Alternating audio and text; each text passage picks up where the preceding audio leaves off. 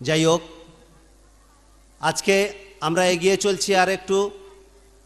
এরপর আপনাদের মাঝে যে বক্তা আসবেন, সংক্ষেপে আমি তার পরিচয়টা তুলে ধরছি।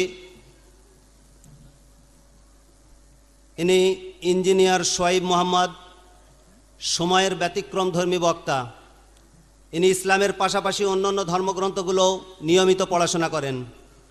মূলত তিনি ইংরাজিতে বক্তব্য রাখেন, চাহিদা ও প্রয়োজনের প্রেক্ষিতে বাংলা, হিন্দি ও উর্দুতেও তিনি স্পিচ দিয়ে থাকেন। এ পর্যন্ত বিভিন্ন ভাষায় 100-রও বেশি বক্তৃতা, বিতর্ক সভা, আলোচনা সভা, সেমিনার ও সিম্পোজিয়াম তিনি করেছেন। যার মেধা, মনন ও কর্মের সাদৃশ্য দেখে মুগ্ধ হয়ে মানুষেরা তাকে বাংলার জাকির নায়েক বলে থাকেন। তার গুরুত্বপূর্ণ কয়েকটি আলোচনা সভার মধ্যে রয়েছে 2009 সালের 29শে মার্চ কলকাতার কলা মন্দিরে বিখ্যাত বৈদিক স্কলার ডক্টর হরিশচন্দ্রের সঙ্গে আলোচনা। ধর্মগ্রন্থের আলোকে বেদিক ধর্ম ও ইসলাম শীর্ষক এই আলোচনায় ইঞ্জিনিয়ার শোয়েব মোহাম্মদের বক্তৃতা কলকাতার বুদ্ধিজীবী মহলে আলোড়ন সৃষ্টি করে। এছাড়া 2010-এর 4 এপ্রিল কলকাতার কলা মন্দিরে খ্রিস্টান ধর্মযাজক পিএসপি রাজুর সঙ্গে একটি বিশেষ আলোচনা সভা অনুষ্ঠিত হয়।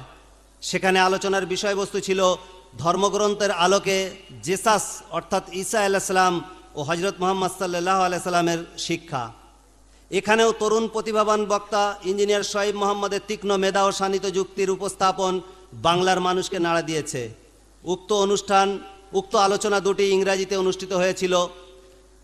আমাদের এই অর্গানাইজারদের কাছে কিছু তার সিডিও আছে।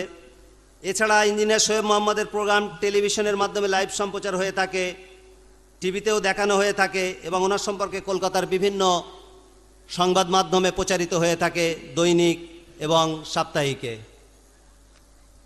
আজকের উনি বলবেন হিন্দুইজম অ্যান্ড ইসলাম, হিন্দু ও ইসলাম ধর্মের উপর তিনি আজকের বক্তব্য রাখবেন। আমি অনুরোধ করছি, আসুন আপনি আপনার বক্তব্য রাখুন।